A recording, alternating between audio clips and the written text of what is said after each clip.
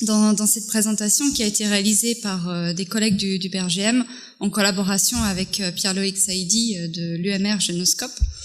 Et donc, il s'intéresse à la dégradation de la chlordécone, mais également à des produits de dégradation issus du procédé ISCR. Donc, juste pour rappel, mais je pense que Christophe l'a très bien exposé ce matin, lors du procédé ISCR, donc c'est la réduction chimique in situ, la chlordécone est réduite par un apport de fer zéro-valent accompagné ou non d'une matière organique. Et donc, comme Christophe l'a souligné, il retrouve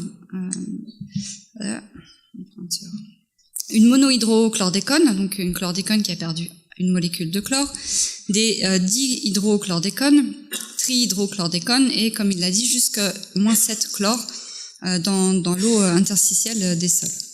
Donc, dans le cadre de la présente étude, nous avons choisi de nous intéresser à 2 de ces molécules de déchlorination issues de l'ISCR. Là, une monohydrochlordécone, donc qui a perdu une molécule de chlore, et une trihydrochlordécone, qui font partie des molécules les plus retrouvées lors de ces procédés ISCR. Donc, les objectifs de notre étude étaient d'abord d'obtenir une culture bactérienne pouvant transformer la chlordécone. Je pense que vous avez pu voir auparavant que c'est pas forcément si évident. Puis de comparer la biotransformation de la chlordécone et des 2 procédés issus de l'ISCR que nous avons ciblés. Nous avons ensuite cherché à identifier les composés néoformés, de même que les collègues précédemment, et puis de regarder quelles étaient les bactéries, les micro-organismes présents et dominants dans ces milieux de culture. Donc on est bien dans des conditions de laboratoire. Je vais moins vous parler de in situ ou de sol antillais comme ça a pu être fait précédemment. Nous sommes partis en 2014 de la mise en place de cultures de 2 sources de micro-organismes, à savoir un nitisol en mélange avec un sédiment du lac de Bourget. Donc pourquoi ces sols-là? Le nitisol antillais, c'était évident, on avait potentiellement des bactéries qui avaient déjà été exposées à la chlordécone, et les sédiments du lac de Bourget, qui sont très étudiés, avec le potentiel peut-être de retrouver des organismes qui avaient déjà été exposés à d'autres molécules et qui pourraient potentiellement dégrader notre chlordécone. Et puis nous sommes également partis de steppes issus de bouts de traitement d'eau et donc d'un bassin dénitrifiant, donc en conditions déjà réductrices, donc qui représente un paramètre important dans le cadre de cette dégradation. Ces sols et ces bouts de steppe ont été incubés, donc en s'appuyant sur la littérature, dans des conditions anaérobies et réductrices, avec un apport de substrat carboné. Donc nous avons choisi de rajouter du lactate et de l'acétate dans nos incubations, avec 2 mg par litre de chlordécone, donc des concentrations très élevées par rapport à ce qui a été évoqué ce matin dans le milieu naturel, à une température assez élevée, on était à 38 degrés, pour favoriser l'activité bactérienne.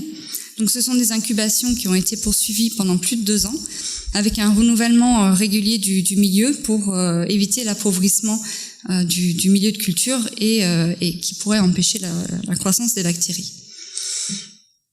Au bout de ce temps et pendant les incubations, donc on a suivi les teneurs en chlordécone et en métabolites, notamment la recherche de la molécule B1 avec ses 9 molécules de carbone, donc une ouverture de la cage. Et lorsque nous l'avons trouvé, nous avons repiqué ces incubations, donc qui étaient en présence de matière organique, donc et de particules de sol, dans un milieu de culture frais. Et cela, nous l'avons fait plusieurs fois, avec à chaque fois des délais assez longs entre chaque repiquage, en s'assurant systématiquement que notre chlordécone était bien abattu dans nos incubations et que nous détections la molécule en C9, donc la B1.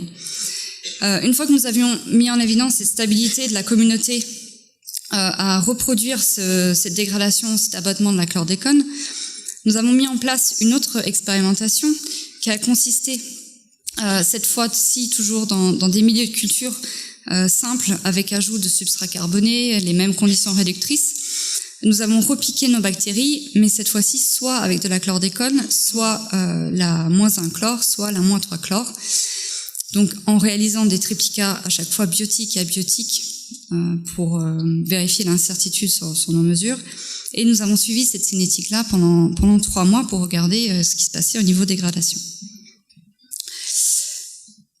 Voilà, donc si on commence d'abord par les résultats obtenus pour la chlordécone, donc ici sur ce graphique, les teneurs en chlordécone, la réponse C9, qui est là une réponse, on n'est pas sur du calcul quantitatif, mais plutôt sur une aire relative, une augmentation de l'air relatif mesurée en GCMS au cours du temps.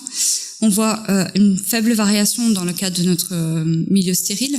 Par contre, un abattement donc, qui était conforme finalement au neuropiquage d'avant de la chlordécone au cours du temps, avec une augmentation concomitante de l'air relatif de la molécule en C9.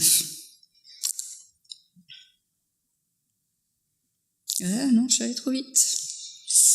Voilà. Donc, en concernant les résultats pour la -1 chlore et la -3 chlore, donc ici, toujours au cours du temps, sur 3 mois, dans les conditions stériles, on a quand même une diminution au cours du temps. Alors, est-ce qu'il y en a de l'absorption bon, ça des choses qui restent à vérifier. En tout cas, dans les conditions biotiques, on a une diminution significative au cours du temps, que ce soit de la -3 chlore ou de la -1 chlore, dont il reste presque plus rien au bout de 3 mois d'incubation.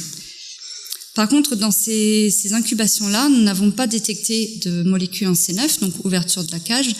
Donc forcément, on s'est posé la question, qu'est-ce qui était devenu nos molécules de -1 chlore et de -3 chlore? Et donc, c'est là-dessus que nous travaillons avec Pierre-Loïc Saïdi de l'UMR du Génoscope, qui a pour le moment observé dans ces batchs-là, que ce soit les biotiques en présence de chlordécone ou en présence de chlordécone -1 ou en présence de chlordécone -3. Je vais arriver à voir mes graphiques. Voilà, non, voilà, trop vite. Il observe un autre groupe de molécules qu'il a appelé, donc qui sont appelées F pour le moment, qui semble comporter un groupement soufré, donc fonctionnel. Donc, il est en train de travailler sur ces molécules pour essayer de les caractériser leur structure et de comprendre un petit peu mieux de quoi il s'agit. Voilà. Donc par ailleurs, dans ces incubations, nous avons regardé la diversité bactérienne des communautés présentes en partant de l'inoculum. Donc ici, c'est une approche d'empreinte génétique par de l'électrophorèse capillaire. Donc là, nous avons chaque bande représente théoriquement une souche bactérienne ou un genre, l'inoculum, et puis au cours du temps, on voit qu'on a une évolution temporelle, quelle que soit la molécule utilisée, avec une diversité qui semble être plus forte dans le cas de la chlordécone -3 chlore. Est-ce parce que des bactéries qui étaient présentes dans l'inoculum ont trouvé des conditions plus favorables avec la -3 chlore ici qu'avec la chlordécone? Bon, ça, c'est des questions à creuser ultérieurement. Enfin, nous avons également réalisé du séquençage Illumina donc de l'inoculum utilisé. Nous sommes en train de le faire pour les incubations en cours pour regarder justement ces évolutions de diversité au cours du temps. Et là, on retrouve deux genres bactériens qui dominent les séquences obtenues sur l'ARNR 16S. Donc, un genre des sulfovibrio. Donc, je découvre du coup les travaux de mes collègues de tout à l'heure qui montrent aussi des sulfovibrio. On a aussi une autre bactérie qui domine ces incubations. C'est le genre Candidatus cloacimonas. Et puis, on retrouve également des bactéries des archées méthanogènes dans nos incubations. Voilà, donc pour récapituler ces premiers résultats, on va venir. Voilà, donc nous avons pu observer une biotransformation de la chlordécone et des métabolites donc obtenus à partir du procédé ISCR, avec des produits de biotransformation qui sont différents selon la molécule initiale. Donc ça ouvre d'autres questions finalement, on a plus de questions à la fin qu'au début, sur quelles sont les voies, qu'est-ce qui se passe dans ces milieux de culture, quelles sont les molécules nouvellement formées, et dont ces molécules F, comment se constituent-elles et qu'est-ce que ça signifie finalement ce groupement fonctionnel soufré au niveau de la biodégradation potentielle. Et puis on retrouve encore d'autres bactéries qui semblent dominantes dans ces milieux de culture où on a un abattement de la chlordécone. Reste à les isoler et à prouver que c'est bien elles qui dégradent notre chlordécone.